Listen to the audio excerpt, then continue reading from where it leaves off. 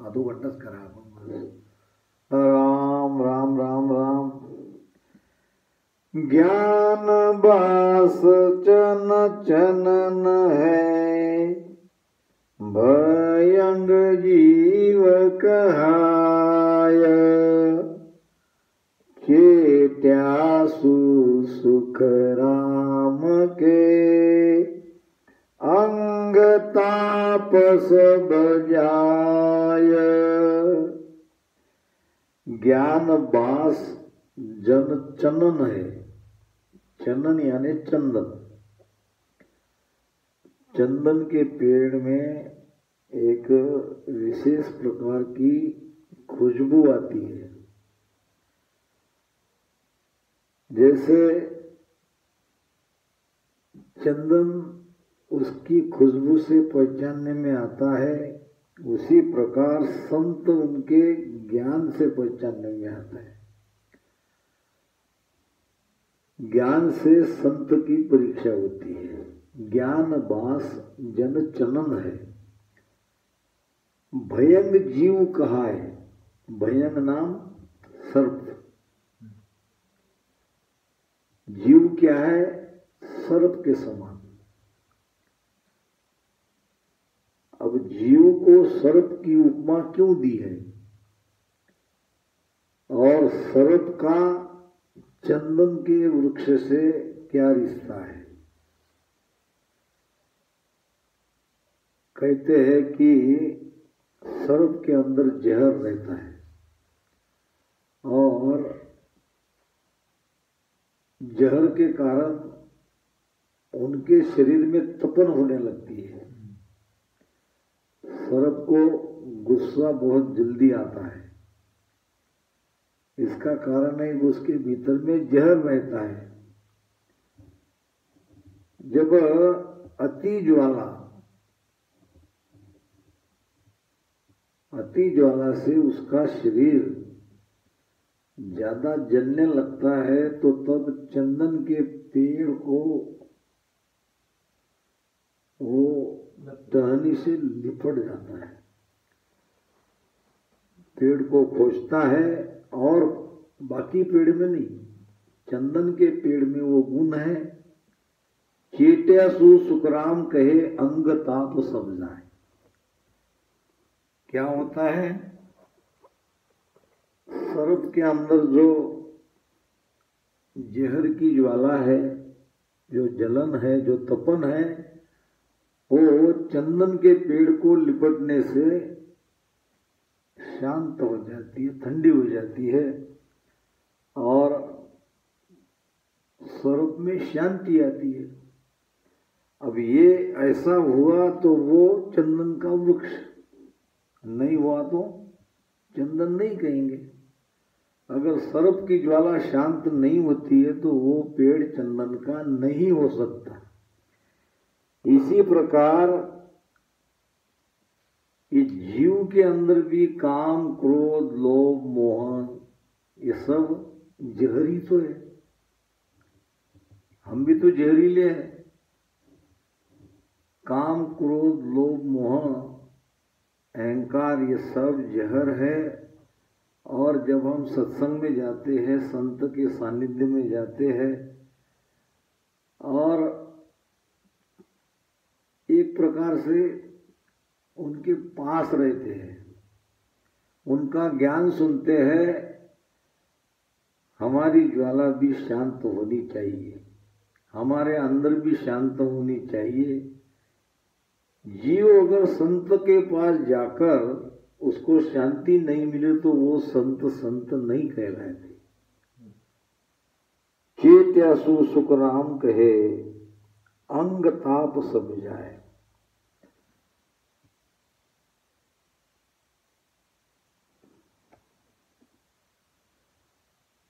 भ्यासा काये नान है, भव भर मन ऊटे कोय। पाया तो सुख राम के, मैं बूटा घर जोय। व्यासा, व्यासा नाम अनुभव में आया। परमात्मा को जब हम भीतर में उसकी अनुभूति होती है तो कैसे पहचानेंगे इन्होंने परमात्मा को भीतर में देख लिया, जान लिया। ध्यासा का ए नान है भ्रम न उठे कोई, उसके अंदर कोई भ्रम नहीं रहता। भ्रम जब तक है तब तक द्वैत है, दो का भाव है। भ्रम मिट जाने से फिर परमात्मा की अनुभूति होने लगती है। और जब पूरी तरह से हम भीतर परमात्मा को जान लेते हैं तो हमारे अंदर कोई भ्रम रहता नहीं। अगर हम भ्रमी है और कह रहे हैं कि हमने हाँ परमात्मा को भीतर में देखा और भ्रम भी है तो ये हो नहीं सकता। पाया ते सुखराम के में बूटा घर जोए, यानी जैसे जमीन पे वर्षा होती है, बारिश होती है तो एक प्रकार की खुशबू आती है जमीन में, आती कि नहीं? तो इसी प्रकार जिन्होंने भजन करते करते उस स्थिति तक पहुंच जाते हैं कि जहां हम कुछ कह सके कि हाँ हमने भजन में कुछ पाया, तो हमारी भी खुशबू आनी चाहिए, हमारे भीतर से भी ज्ञान निकलना चाहिए। ध्यासा बिन बाणी नहीं, बिन पाया नहीं नूर, निपजा बिन सुख राम के, नहीं है राम हुजूर। ध्यासा बिन बाणी नहीं, भीतर में कुछ अनुभव हुआ ही नहीं तो कोई कैसे मुख से कह सकता है? जब कुछ भीतर में अनुभव में आया तभी ते मुंह से अनुभव ज्ञान निकलेगा। भ्यासा बिन बानी नहीं, भ्यासा नाम अनुभव आया, और बिन पाया नहीं नूर। भीतर में परमात्मा को जब हम अनुभव उसका हो जाता है तो ध्यानी का चेहरा चमकने लगता है, उनके चेहरे पे एक विशेष प्रकार का तेज रहता है। महाराज कहते हैं पाक हजार कवड़ जा खुल्या, कड़ी कड़ी रस झूठा, जन सुख राम मिल्या सुन सागर, जन सुख राम मिल्या सुन सागर, हीर अमोलक बूटा होगी गन में, भंवर गुंजाना बे। हीर अमोलक बूटा, जैसे हीरा की वर्षा हो रही है उसके भीतर में, क्योंकि सुषुम्ना नाड़ी यहाँ 10वें द्वार तक जाती है और वहां से उस नाड़ी में से रस टपकता है, आनंद टपकता है। जैसे पानी का फव्वारा, फव्वारे से पानी जैसे बाहर निकलने लगता है, इसी प्रकार आनंद की फुलझड़ियां सारे शरीर में बरसने लगती है। यहाँ त्रिकुटी से ही उसका आनंद आने लगता है। दोय पाकरो कमल त्रिकुटी निर्कत है जनपूरा, अड़ा पिंगला सुकमण नारी बरसे मुख पर नूरा। चेहरे पे चमक आती है भजन की। भजन करने वाला कभी आपको निस्तेज नहीं दिखेगा, भजन करने वाला आपको कोई फिकीर में नहीं दिखेगा। उसको काहे की फिकीर, वो तो बिल्कुल अपने मन को उसने जीत लिया है, सोच विचार उसके सारे बंद हो जाते हैं। तो भजन करने वाला अगर चिंतित है थोड़ी थोड़ी ये भौतिक सुख के लिए या भौतिक वस्तु की प्राप्ति के लिए अगर वो चिंतित है तो उसका भजन नहीं हुआ। निपजा बिन सुख राम कहे, नहीं है राम हजूर। निपजा नाम अंदर में प्रकट होना, अंदर में उसकी प्राप्ति होना। जब तक कुछ मिलता नहीं, जब तक वो आनंद आता नहीं, तब तक राम जी हमको नहीं मिले। राम जी मिलने का प्रमाण ही वही है कि हमारे भीतर में अखंड आनंद आता है। अभी आनंद हमको आया नहीं, हमको सुख का पता है, दुख का पता है। सुख दुख से परे हम कुछ जानते नहीं। आनंद अलग है जिसको कोई पर्यायवाची शब्द ही नहीं है। हर बात का पर्यायवाची शब्द है। सुख के पीछे दुख है, रात के बाद दिन है, अंधेरा है तो प्रकाश है, जीवन है तो मृत्यु है, मगर आनंद के बाद और कोई वस्तु नहीं है। आनंद आनंद ही है। पेलो पर जो ज्ञान है, दूजो अनभेदान,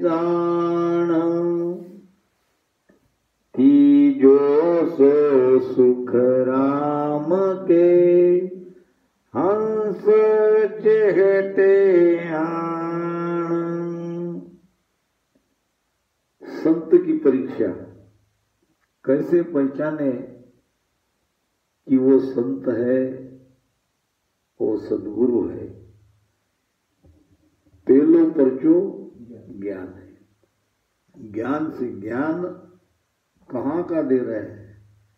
कहीं हमें वापस माया में तो नहीं फंसा रहे, या ब्रह्म प्राप्ति का ज्ञान दे रहे, या ब्रह्म से परे सत्स्वरूप आनंद पद का ज्ञान दे रहे हैं, वहां पहुंचने का रास्ता बता रहे हैं, और उसी बात पर अगर जोर दे रहे हैं तो ये संत की पहली परीक्षा उनके ज्ञान से होती है, उनके वचन से होती है।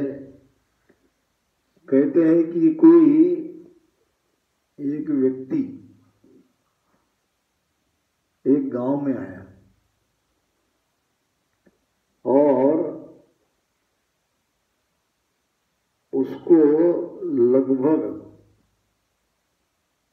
7-8 भाषा आती थी। वो मराठी भी बोलता था, तेलुगु भी बोलता था, कन्नड़ भी बोलता था, तमिल भी बोलता था, गुजराती भी बोलता था और बंगाली भी बोलता था। अब गांव में जो बोलने वाले मिलेंगे उसको उसी भाषा में बात करता था। लोग सोचते थे कि ये है कौन? इसको बंगाली कहे तो ये गुजराती भी बोलता है, अब इसको गुजरात का रहने वाला कहे तो ये तेलुगु भी बोलता है, अगर उसको कहे कि ये तेलुगु भाषी है तो कन्नड़ भी बोलता है, तमिल भी बोलता है, मराठी भी अच्छी बोल रहा है। तो कैसे पहचाने ये किस प्रदेश का है? पहचान नहीं पा रहे थे। क्यों पहचान नहीं पा रहे थे? कोई एक भाषा उसके मुख से नहीं निकल रही थी। जो जिस भाषा में उसको मिला उसको उस भाषा में उसने बात की। फिर ये कोई हमारे दयाराम जी जैसे होशियार हो सकता? उसने कहा कि कल सुबह पता लग जाएगा इसका, ये वास्तव में कौन है। किस प्रदेश का है। तो रात हो गई, उसको सोने दिया और गहरी नींद में जब वो सो गया, कौन वो व्यक्ति, उसके ऊपर एक बकेट ठंडा पानी डाल दिया। अब ठंडा पानी डालते ही उठने के बाद जो भाषा में वो बात करने लगा वो उस प्रदेश का है। एकाएकी जब आदमी कोई चीज आती है या सामने एकाएकी सर्प आता है तो वो उसी भाषा में बोलेगा जो उसकी मातृभाषा है। यानी जबान से परीक्षा होती है कि वो कहाँ का है, उसकी भाषा कौन सी है। सीख तो लिया उसने सभी प्रकार की भाषा, मगर जब उसको सोने के बाद, नींद आने के बाद एकाएक ठंडा पानी डाल दिया तो उठ के वो तमिल भाषा में चिल्लाने लगा। तो फिर कहने लगे ये तमिलनाडु का है। तो जैसे उनको उनकी भाषा से हमने पहचान लिया, उसी प्रकार संत को भी उनके ज्ञान से बड़ी आसानी से उसकी परीक्षा हो जाती है। दूजो अनभे जान, दूसरी परीक्षा है भीतर में उनकी यात्रा कहाँ तक हुई, सत्संग का उनको अनुभव है कि नहीं है, उनकी सुरती शब्द के साथ लगी है कि नहीं लगी है। ये दूसरी परीक्षा है उनके अनुभव की। और तीजो सो सुखराम कहे हंस चेहटे आन, चेहटे ना हंस हंस आके उनको मिलना। जो हंस प्रवृत्ति की आत्माएं हैं ऐसी सवे उसी जगह आके मिलती है। जैसे कि हम कहते हैं कि नहीं, मीठे में चिटिया आती है, मीठा कुछ डाल दो यहाँ, बराबर चिटिया आके उसको खा लेगी, क्योंकि वो आशिक है उसकी। इसी प्रकार हंस प्रवृत्ति की आत्माएं जहाँ इकट्ठे होती है तो समझ लो कि वहाँ कुछ उनको मिलने वाला है, कोई मीठी चीज है, कोई ज्ञान है जो उनके दिल को, उनके मन को भा रहा है, इसीलिए आके वहीं मिलते हैं। एक बड़ा जबरदस्त प्रमाण महाराज दे रहे हैं। कागज के रे फूल पर भंवरन बेसे आय, पोप फूल सुख राम के मार्या धकेल्या जाय। कागज का फूल रहता कितना अच्छा दिखता। अपन शादी में यहाँ वहां लगाते ना हम कागजी, अब दिखने में दूर से बड़ा अच्छा दिखता है, मगर भौरा वो कागज पे फूल पे नहीं बैठता। क्यों नहीं बैठता? भौरे के नाक में एक विशेष प्रकार का गुण है, वो खुशबू की परख बहुत जल्दी कर लेता है, और जहां खुशबू है वहां भौरा हटने का नाम नहीं लेता।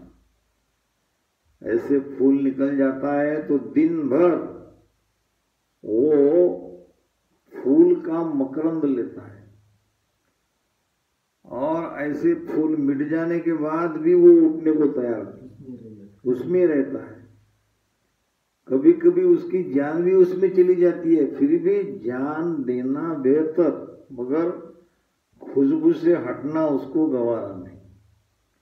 अब लकड़े को छेद गिराने वाला भौरा क्या फूल को छेद निकाल के बाहर नहीं निकल सकता? निकल सकता है, मगर वो निकलना ही नहीं चाहता है।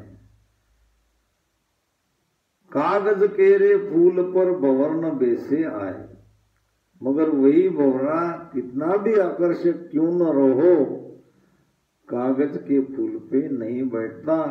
और पोप बास सुखराम कहे मांड्या धकेला जाए, यानी असली फूल के ऊपर उसको जबरदस्ती से वहां से दूर करना पड़ता है, तब दूर होता है।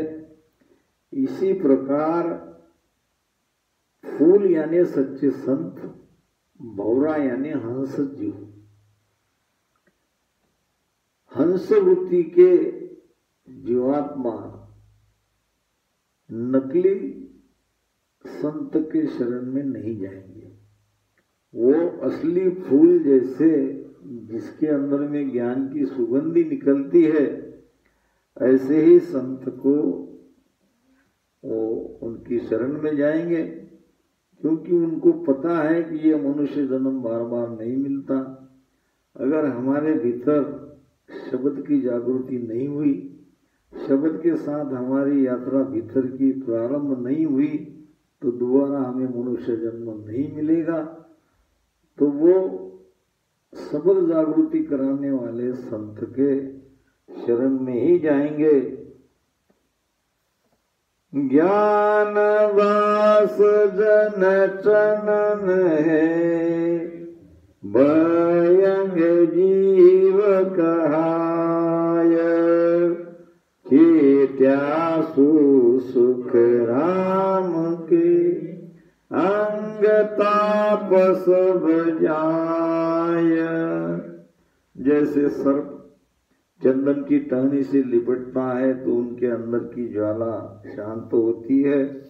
इसी प्रकार जीव जब संत के सानिध्य में आता है, उनकी संगत में आता है, तो उनकी भी ज्वाला काम क्रोध लोभ मोह रूपी सब शांत होती है। जन की जैसी भावना तैसा ही हर होय, बिन सायब सुख राम के, दूजो सुण्यो न कोय। जन की जैसी भावना, जैसा हमारा भाव है वैसे परमात्मा को हम पाते हैं। हम उसको किस रूप में देखना चाहते हैं, हमारे अंदर क्या भाव है, भाव से ही परमात्मा मिलते हैं। और जैसा हमारा भाव है वैसे परमात्मा मिल जाते हैं। कहते हैं कि कानोपात्रा भक्त हुई पंढरपुर में। कानोपात्रा कौन थी? वेश्या। वेश्या की लड़की थी, इतनी खूबसूरत, इतनी सुंदर। किसी ने राजा को कहा कि तुम्हारी नगरी में इतनी सुंदर लड़की है, तो राजा ने सिपाही को भेजा और कहा कि तुमको राजा बुला रहे हैं। अब ये वेश्या की लड़की थी कानोपात्रा, मगर भक्तिवान थी।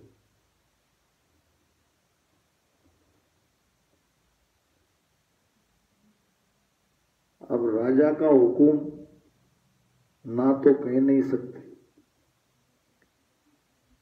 कानोपात्रा ने सिपाही को कहा, मुझे एक बार पांडुरंग का दर्शन करना चाहती हूँ,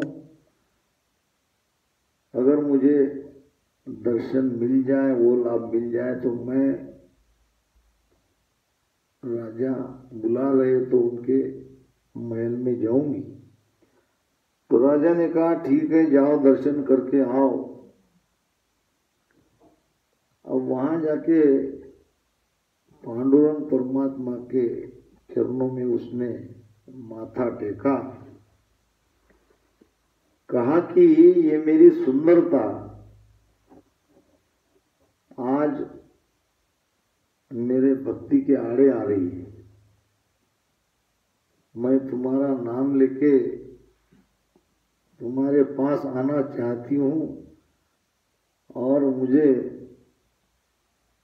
राजा के सिपाही आके लेने आने वाले बाहर खड़े हैं, तो मेरी सुंदरता क्या काम की। अगर ऐसे ही मैं मेरी माँ की जैसी वेश्याही बनी रहूं तो ये जीवन मुझे जीना नहीं है। ऐसे कहते ही प्राण उसके निकल गए। तो जैसे हमारी भावना होती है वैसा परमात्मा बनता है। परमात्मा को बनना पड़ता है। वो तो भाव का वकीला है। वो तो हमारा भाव देखता है आप चाहते क्या हो, आपके अंदर कैसी चाहना है वैसा परमात्मा बनता है। बिन साहिब सुखराम के दूजो सुनो न कोई। परमात्मा के सिवा दूसरा कहीं कोई नहीं है। परमात्मा ही परमात्मा है।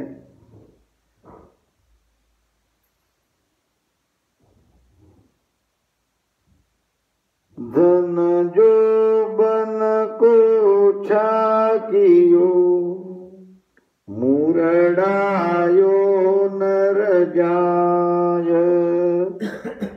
तिसतासी सुख राम के जा दिन पकड़ो आय। धन जोबन को छाकियो मुरडायो नर जाए। यानी धन और जवानी में, धन और जवानी अहंकार लाती है। धनवान व्यक्ति के अंदर धन का अहंकार आता ही है। कहते हैं कि बहुत पुराने जमाने में, उधर हमारे तरफ की, इधर के पता नहीं मुझे, जब कपास बेचने की बंदी थी, यानी महाराष्ट्र में उसके पैसे ज्यादा नहीं मिलते थे, उधर आंध्र में ज्यादा मिलते थे, तो हमारे लोग बैलगाड़ी से, ट्रैक्टर से भी, ट्रक से भी बंदी थी, बैलगाड़ी से जाते थे। फिर कुछ पैसा वैसा देके या नजर चुरा के पुलिस वाले को ट्रक भी ले जाते थे। तो एक 70 साल का बूढ़ा और एक उसका जवान लड़का, दोनों ने 2 ट्रक कपास आंध्रा में जाके बेच दिया। अब 2 ट्रक के पैसे कितने आए? बहुत पैसे होते हैं। पैसे थे वो 70 साल के बूढ़े के यहाँ जेब रही थी ना, यहाँ।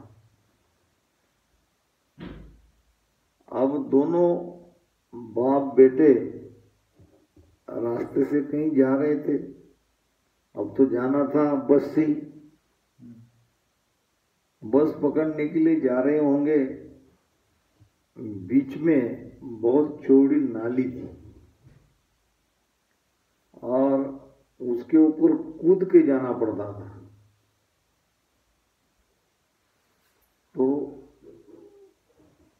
पिता और पुत्र दोनों कूद के उधर जाने वाले थे, तो 70 साल का बूढ़ा कूद गया और लड़का वो ताकत नहीं जुटा पाया, कूदने की हिम्मत उसमें नहीं थी। पिताजी कहने लगे बेटा कूदो। अब जैसे तैसे कूद तो गया, मगर पूछा उसने, पिताजी इतने बूढ़े होके तुम कूद कैसे गए? तो कूदे इसलिए उसके पास वो रकम थी कपास की। वो तो नहीं, ताकत आती है पैसे से। पैसा अगर जेब में है तो वो ऐसे ही चलता है।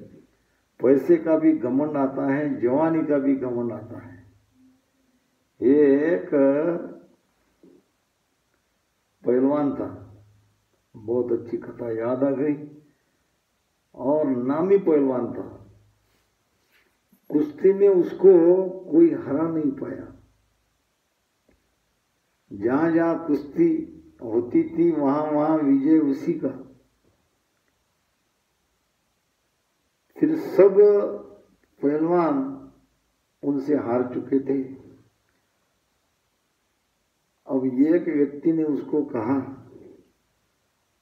अब तो तुम्हारे बराबरी का, यानी तुमको हरा सके ऐसा कोई पहलवान अब बचा नहीं। क्या तुम तुम्हारे गुरु के साथ कुश्ती करोगे? तो गुरु ही रहेगा ना, बाकी है। अब जवानी के घमंड में बोलो या पहलवानगी के घमंड में बोलो, उसने कहा हाँ मैं मेरे गुरु से हो गए। फिर लोगों ने गुरु के पास गए, चलो हो जाओ तैयार। 70-75 साल के बूढ़े थे पहलवान। अब कहाँ मुझे लड़ाते, मेरी उम्र है क्या अभी किसी से कुश्ती करने की? नहीं नहीं, तुम्हारा चेला तो तुमसे ही कुश्ती करना चाहता है, क्या तुम अपने चेले से कुश्ती नहीं लड़ोगे? मेरा चेला कहता है क्या? हाँ वो कह रहा है मैं मेरे गुरु से कुश्ती लड़ूंगा करके। ठीक है, अगर वो कह रहा है तो मैं तैयार हूं।